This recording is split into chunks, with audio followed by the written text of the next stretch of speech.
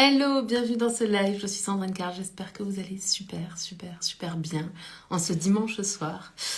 J'aimerais bien savoir comment vous allez, donc quand vous arrivez, n'hésitez pas à me faire un petit coucou dans le chat et comme ça on pourra échanger. Ok, dans le live de ce soir, je vais répondre à la question qui m'a été posée par Manon. Comment faire comprendre à son partenaire quelque chose de profond comme une difficulté émotionnelle? Donc, c'est une super question et je suis très contente d'y répondre. On n'est pas du tout dans le cadre de l'entrepreneuriat, mais en même temps, quand on est en couple et qu'on est entrepreneur, on a parfois besoin de faire comprendre des choses à notre partenaire qui est de l'ordre de l'émotionnel, de la profondeur, de l'âme, de ce que l'on vit en profondeur à l'intérieur de nous. Donc je pense que c'est un très très bon sujet et je remercie beaucoup Manon d'avoir proposé ce sujet-là. Donc, je crois que la première chose que l'on doit comprendre, hello Seb, bienvenue dans ce live. La première chose qu'on doit comprendre, c'est que quand on a quelque chose d'important et de profond à partager, la première chose, c'est de poser un cadre. Parce que très souvent, il se passe quelque chose dans notre vie de couple où on est en train de faire à manger, par exemple, et puis l'autre dit quelque chose ou fait quelque chose qui vient nous toucher justement sur une difficulté émotionnelle qu'on peut vivre ou traverser. Et puis, on va lui dire à ce moment-là, ou alors on va s'empêcher de le dire pour pas exploser, et ça va exploser à notre moment. Donc, la première chose à faire, c'est que pour communiquer vraiment en profondeur, sereinement et de manière positive avec notre partenaire, on a besoin de poser le cadre versus dire les choses dans notre vie de tous les jours. Et la première chose que j'ai envie de vous proposer pour aider votre partenaire à vous comprendre, ça va être d'utiliser l'empathie. Donc l'empathie est une émotion sociale. L'empathie, c'est la capacité à comprendre, à ressentir et à se représenter ce que l'autre est en train de vivre. Donc très souvent, par exemple, quand quelque chose est facile pour l'autre et difficile pour nous, ben l'autre il comprend pas pourquoi ça a l'air difficile ou compliqué pour nous, parce que pour lui c'est facile, par exemple. Donc l'idée, c'est d'aider l'autre à se mettre à notre place, à comprendre où on est. Et pour ça, on peut prendre un exemple, parce qu'en tant que couple, on se connaît bien là. On vit l'un avec l'autre, donc on connaît les endroits de facilité et de difficulté les uns pour les autres. Donc l'idée, c'est que si il y a quelque chose que votre partenaire fait et c'est facile pour lui, comme par exemple se remettre au sport, et que pour vous, c'est plus difficile de vous remettre au sport, que ça éveille quelque chose chez vous d'inconfortable ou alors c'est comme pour lui, c'est hyper facile de faire du sport, et puis pour vous, c'est une corvée de faire du sport. Forcément, l'autre, s'il reste dans son cadre de référence, il va pas comprendre que pour nous, ce soit difficile. Donc l'idée, c'est de lui dire que je comprends que peut-être tu comprends pas, mais l'idée, c'est d'essayer de comprendre ce que moi, je vis. Et ça, c'est une manière de poser le cadre. Et dans ce cas-là, on n'est pas sur un t'es d'accord ou t'es pas d'accord, ni dans tu comprends ou tu comprends pas, mais vraiment dans montrer son amour en écoutant pour apprendre à comprendre ce que l'autre vit. Et ça me permet de vous faire un petit rappel sur ce qui se passe pour chacun d'entre nous et ce qui se passe au sein d'un couple. Chacun d'entre nous, on a un cadre de référence. Le cadre de référence, c'est l'ensemble des choses que l'on croit vraies à propos de la vie, à propos du sport, à propos de l'alimentation, à propos du quotidien à deux, à propos de tout un tas de choses. On a chacun un manuel de bonne conduite par rapport à ça. Et puis, on a chacun des facilités, des difficultés à certains endroits. Et ce que je voudrais vraiment amener là, à cet instant précis, c'est de comprendre que même si on vit ensemble, même si on partage énormément de choses et un cadre de référence commun, il n'empêche qu'on est deux êtres humains. Et que dans une relation, on n'est pas deux, on est trois. Il y a ce que l'on partage en commun, le couple, notre cadre de référence commun, et puis il y a le cadre de référence de l'un et le cadre de référence de l'autre. Et même si on peut avoir un cadre de référence commun, notre cadre de référence à chacun est différent. Il est différent parce que ça dépend de notre expérience, ça dépend de notre enfance, ça dépend de notre éducation, ça dépend de notre vision du monde, ça dépend de nos croyances par rapport au monde, ça dépend de tout un tas de choses. Et on n'a pas tous vécu la même histoire, le même passé, on n'a pas le même rapport à certaines choses dans notre vie. Et c'est important de comprendre qu'on ne partage même pas les croyances fondamentales. En tout cas, on ne partage pas toutes les croyances fondamentales que l'un et l'autre ont au sein d'un même couple. Donc, la communication, c'est pour ça qu'on dit que la communication, c'est ce qui fait que les couples durent dans le temps. C'est parce que, et on est capable de communiquer sur ce qu'on vit et ce qu'on ressent à l'autre, et l'autre est capable d'entendre ce que l'on est en train de dire, d'écouter, d'entendre et de comprendre ce qu'on est en train de vivre sans le juger. Parce que l'idée, c'est pas de juger l'autre en disant « Attends, si c'est facile pour moi, ça doit être facile pour toi ». L'idée, c'est de comprendre que c'est pas facile pour l'autre et qu'on a des comportements à adopter pour faciliter les échanges au sein de notre couple. Donc, pour ça, j'ai un exercice que j'aime plus que tout, que je fais avec mon chéri depuis plus de 2 ans, je crois. C'est la coécoute. Et je vous encourage de tout mon cœur, de toute mon âme et de toutes mes forces à pratiquer cet exercice-là dans votre couple parce que c'est juste extraordinaire.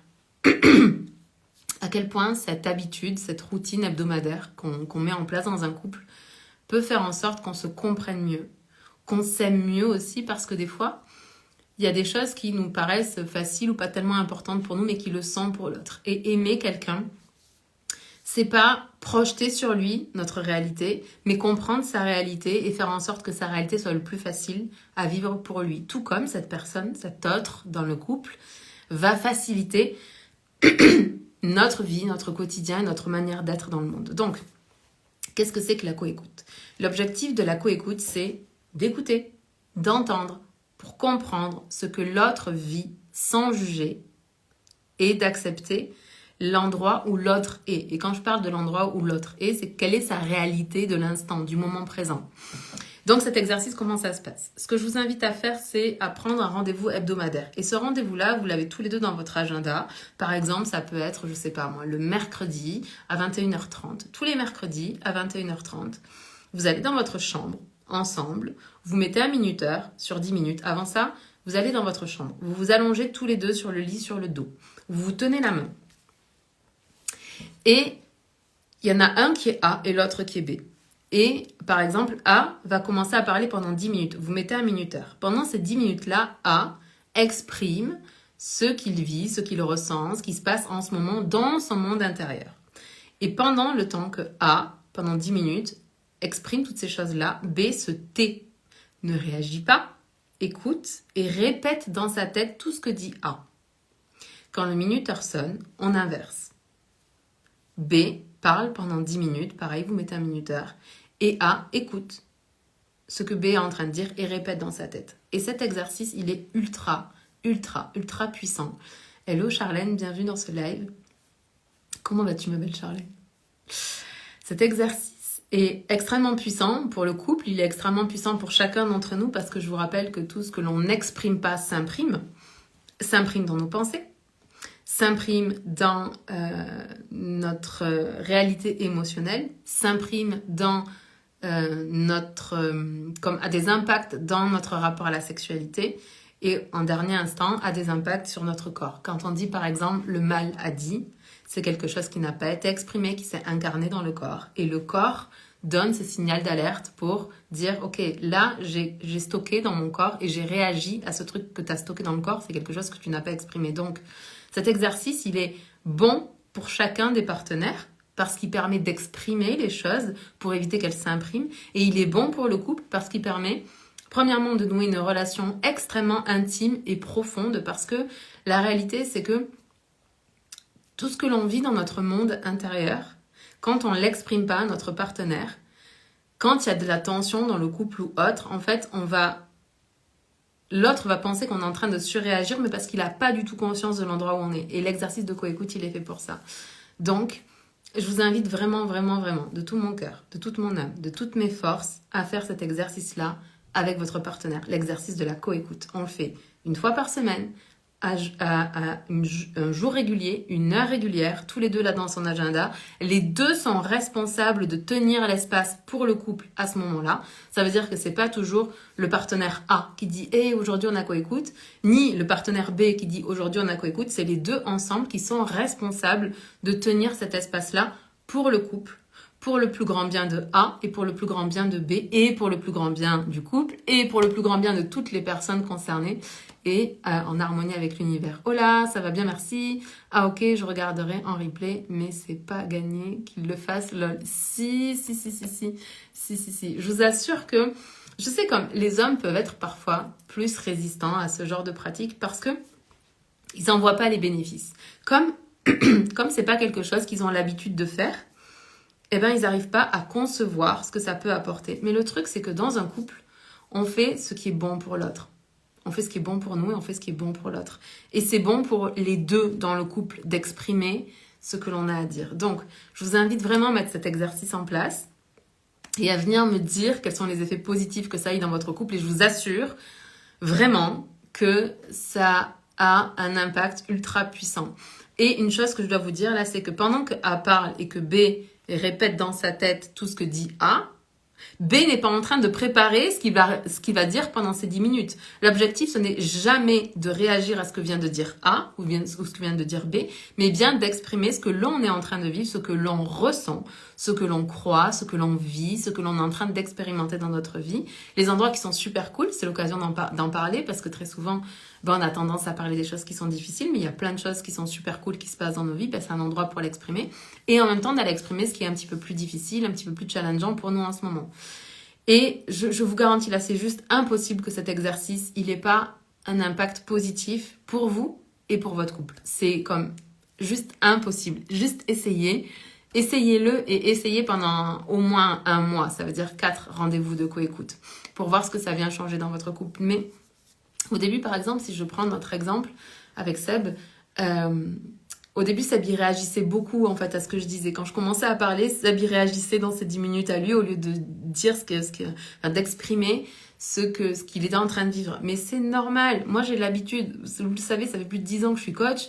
Avant ça, j'ai fait psycho. Donc, parler de mes émotions, parler de ce que je vis, parler de mes représentations mentales, parler de ce que je crois vrai ou pas, de ce qui m'affecte ou pas, c'est comme facile pour moi. C'est vraiment un endroit de facilité, c'est ma zone de génie presque là, on est d'accord? Donc c'est plus facile pour moi de le faire.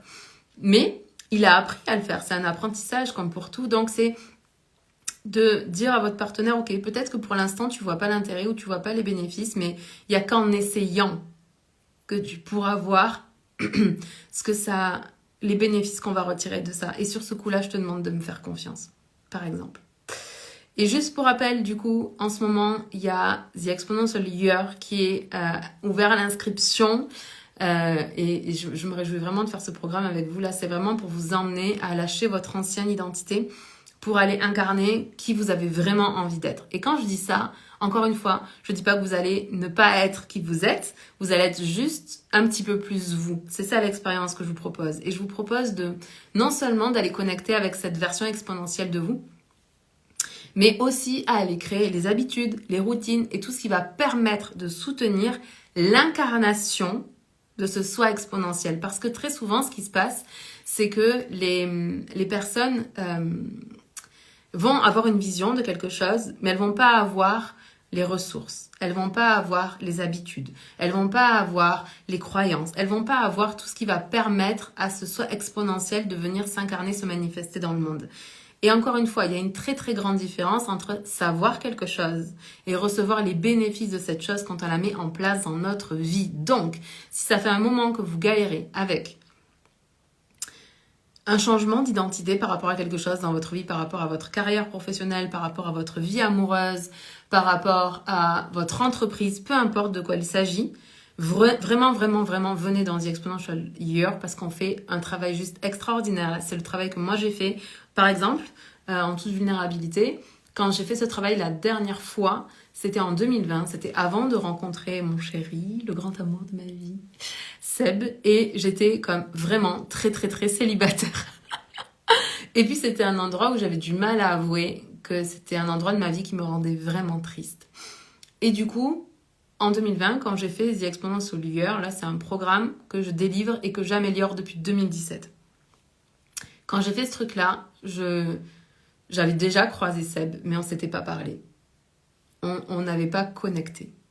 Et du coup, j'ai posé comme intention le fait que j'avais envie de vivre une vie de couple douce, légère, agréable, que j'étais prête à rencontrer le grand amour de ma vie et que j'étais prête à tout assumer par rapport à cette rencontre-là. Et j'ai rencontré Seb 1 mois et demi après ça et depuis, on vit juste une relation extraordinaire. Donc, ça a marché pour ça a marché aussi. L'intention que j'avais posée, c'était par rapport à mon bureau.